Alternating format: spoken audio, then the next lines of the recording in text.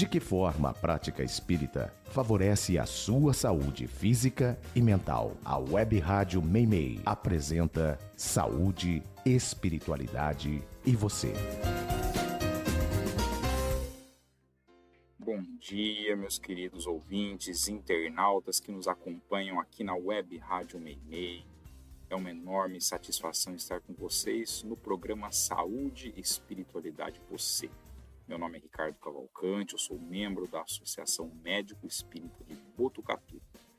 E nós estamos, atualmente, realizando uma série de programas para conversar um pouco sobre o impacto da vivência sexual que nós temos nas nossas vidas sobre a nossa saúde.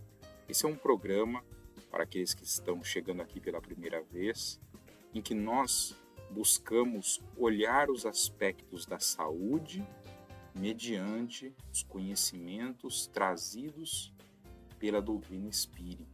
Então, olhamos a questão da saúde sobre uma ótica espírita. E dando continuidade aos nossos programas, abordando essa questão ligado à vivência sexual, hoje nós falaremos um pouco sobre consequências em relação à nossa saúde da vivência sexual realizada de uma maneira inadequada.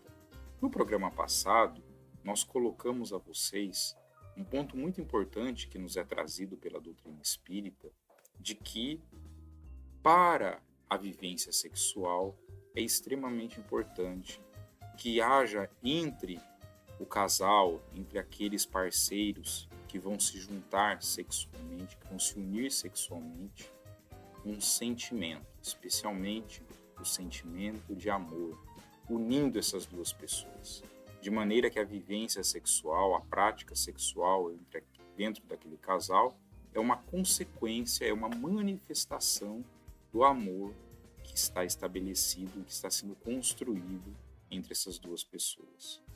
Quando não existe amor, quando o sexo é praticado apenas para atender uma satisfação imediata do prazer orgânico que aquela pessoa está buscando, quando não há sentimento envolvido, esse prazer ele é muito curto.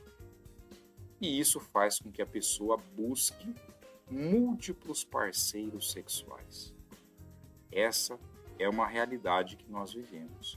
Aquela pessoa que está lá constantemente buscando novas parcerias sexuais é porque ela não está se satisfazendo com aquela relação.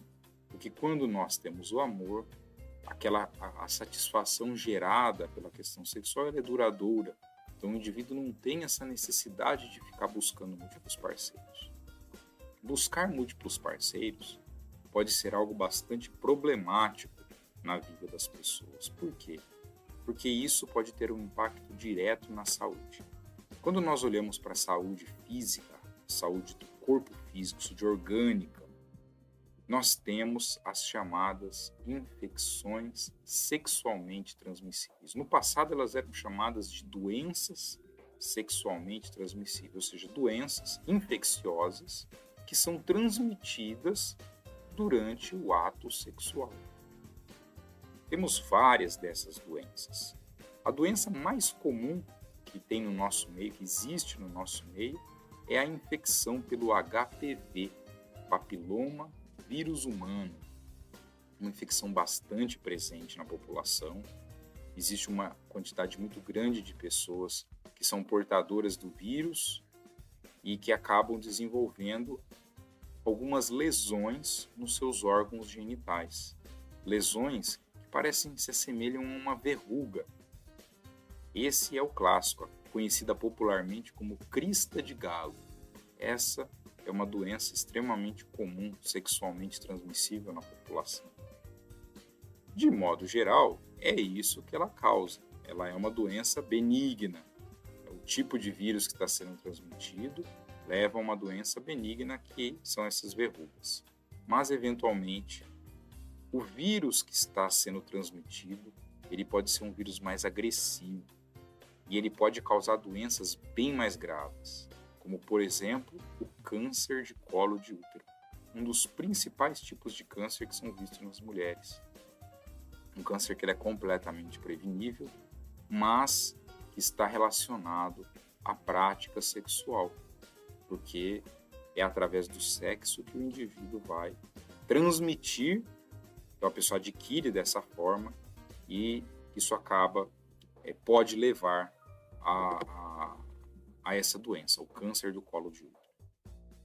O vírus, papiloma vírus humano, HPV, ele não causa só câncer no colo de útero, ele pode causar câncer em outros locais. Na atualidade, tem sido muito diagnosticado um câncer intestinal, câncer de reto, câncer do cólon, aí não o colo do útero, mas o cólon, que é a porção final ali do intestino, diagnosticadas por conta de infecção pelo HPV, principalmente para as pessoas que praticam o sexo anal. E isso acaba levando, então, a esse tipo de alteração. É muito importante que se tenha consciência disso.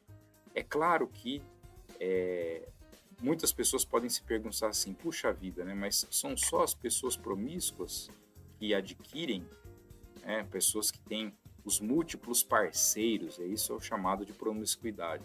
Aquela pessoa que tem múltiplos parceiros, são só essas pessoas que vão desenvolver essas doenças? Não necessariamente. Infelizmente, às vezes você tem um casal em que uma pessoa mantém a relação sempre dentro, mantém a sua relação sexual dentro do casal, vamos dizer assim, é somente com aquela pessoa, mas às vezes uma dessas pessoas tem relação extraconjugal, tem relação fora entre aqueles dois. E aí acaba se contaminando e trazendo para aquela pessoa. Isso é muito comum, a gente ainda vê hoje, isso acontece geralmente com as mulheres. Então, o clássico cenário que a gente vê é um casal heterossexual, então você tem lá um homem e uma mulher casados, o homem começa a ter relações extraconjugais, se contamina com infecção sexualmente transmissível e acaba contaminando a esposa. Mas isso pode acontecer de forma contrária, pode ser a esposa que contamina o homem. Se você tiver um casal homossexual, um deles pode estar fazendo isso e contaminar o outro. Então isso a gente vê em todos esses cenários. Além do HPV, a gente tem uma doença bastante comum também, que é a gonorreia, causada por uma bactéria, Neisseria gonorrhoeae. Existe uma outra infecção causada por uma bactéria chamada clamídia.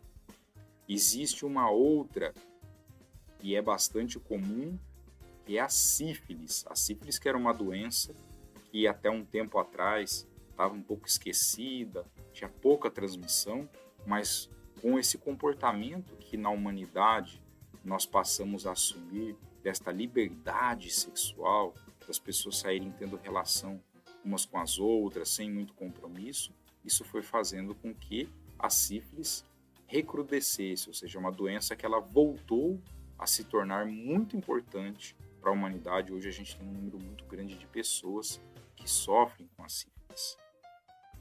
A sífilis é uma doença que pode parecer simples, mas era uma doença complexa, era uma doença de difícil tratamento. Ela pode causar consequências bastante graves nas pessoas. Ela pode causar lesão cerebral, ela pode causar lesão na aorta, que é esse vaso sanguíneo cujo sangue, na hora que sai do coração, ele vai para a aorta, e a aorta é que distribui para todo o resto do corpo. Então a aorta pode ter, existem os chamados aneurismas de aorta, que são secundários à sífilis. Então são doenças graves, pode causar lesão óssea. A sífilis pode causar comprometimentos bastante importantes, pode levar inclusive a pessoa a óbito se não tratado adequadamente. Então são doenças com grandes consequências. Tem um dado bastante interessante trazido pela literatura espírita, porque pela medicina nós não temos esse conhecimento, mas André Luiz narra para nós no livro Nosso Lar que ele teve sífilis ao longo da sua vida. Isso já denotava o comportamento do André Luiz. Na época dele, quando ele estava encarnado, realmente a sífilis era uma doença bastante comum, bastante presente. E ele teve sífilis.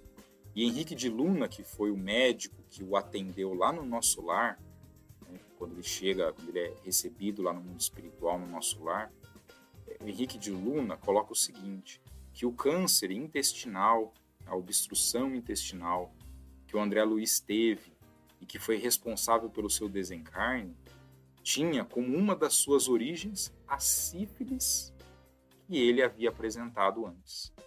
Então, indicando que provavelmente a sífilis também possa estar na gênese, na origem de certos tumores.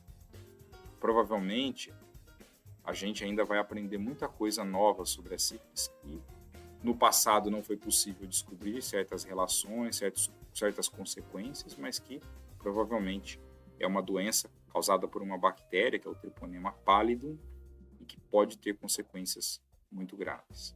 Uma outra infecção sexualmente transmissível muito importante no mundo é o HIV, infecção pelo vírus da imunodeficiência humana, o famoso HIV, que é o causador, né, da AIDS. Essa doença, ela é uma doença que se tornou uma grande pandemia a partir da década de 80.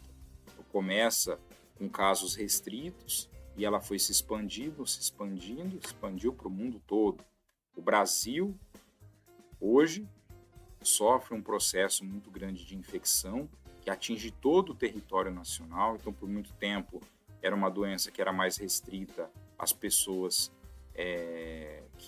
principalmente aos homens que fazem sexo com homens, a usuários de droga injetável, era mais restrito para populações mais jovens, pessoas que viviam em cidades mais próximas ao litoral. Hoje, o que a gente vê? A gente vê uma interiorização do HIV, então a doença que foi indo para o interior, a doença que foi comprometendo pessoas mais velhas, foi comprometendo pessoas do sexo feminino, foi comprometendo pessoas que eram heterossexuais, não era mais somente o homem que fazem sexo com homens, não eram apenas as pessoas que são usuárias de droga injetável. Então, uma infecção que ela se expandiu. Hoje ela pode estar afetando qualquer pessoa na nossa comunidade. Então, que é uma doença muito ligada, né, a essa questão sexual, embora tenha outras vias de transmissão, mas a principal via ainda é a via sexual.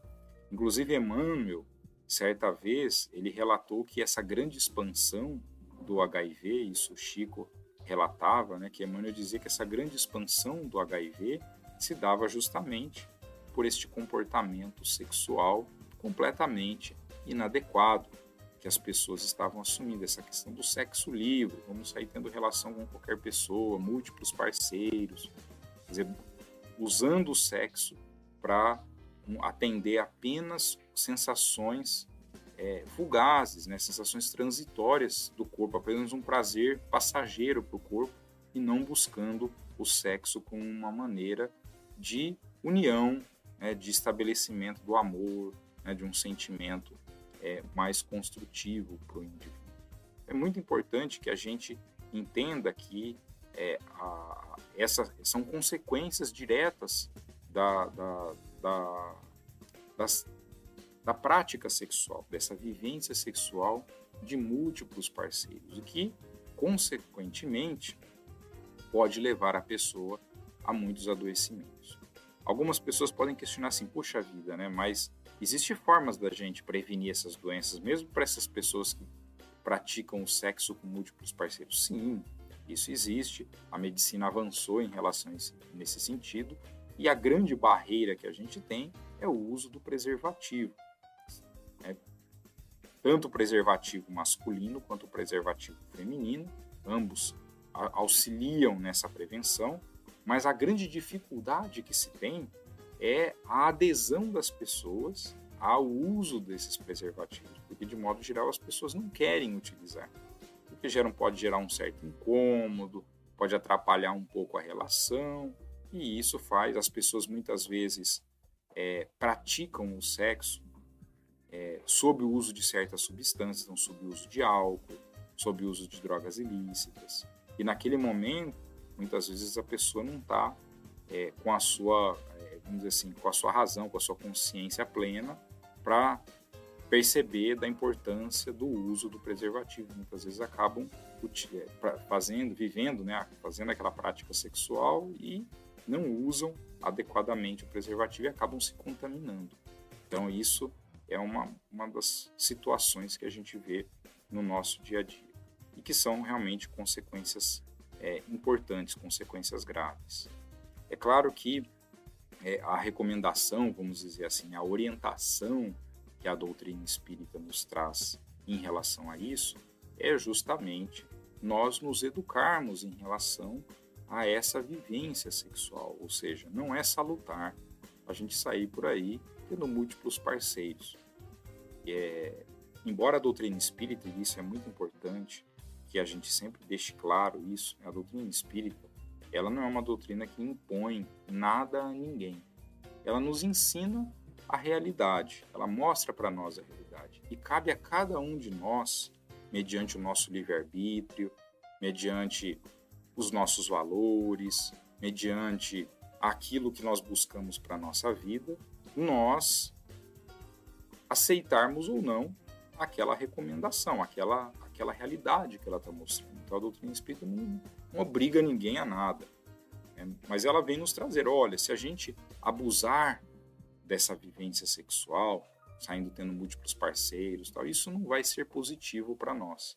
Então, fisicamente, as consequências serão essas.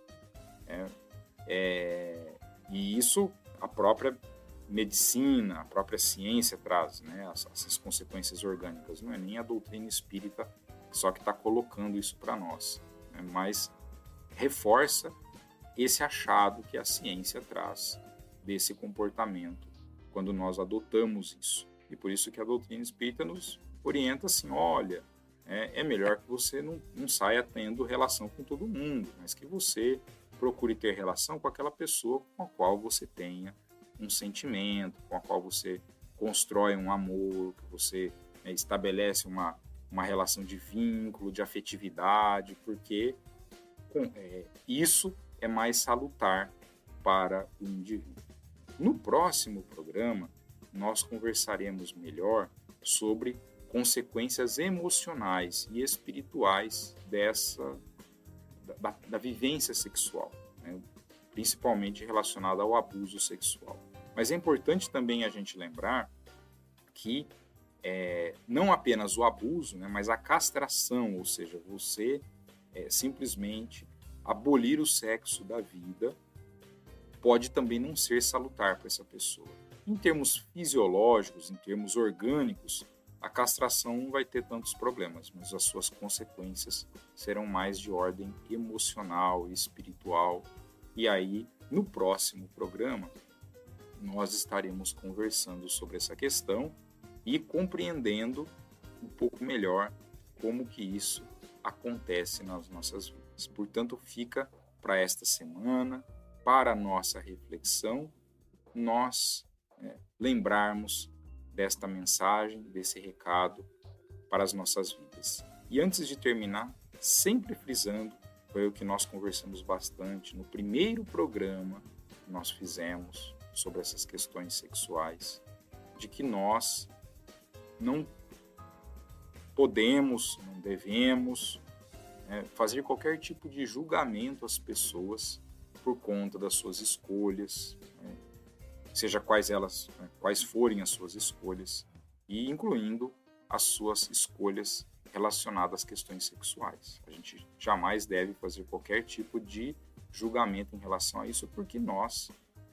não sabemos o que leva cada um às suas escolhas, e também porque nós certamente trazemos as nossas dificuldades do passado, que não nos lembramos, mas o nosso telhado é de vidro. Então tenhamos muito cuidado em julgar qualquer pessoa nas suas atitudes. Fique então para a nossa reflexão, que tenhamos todos uma semana de muita luz e de muita paz.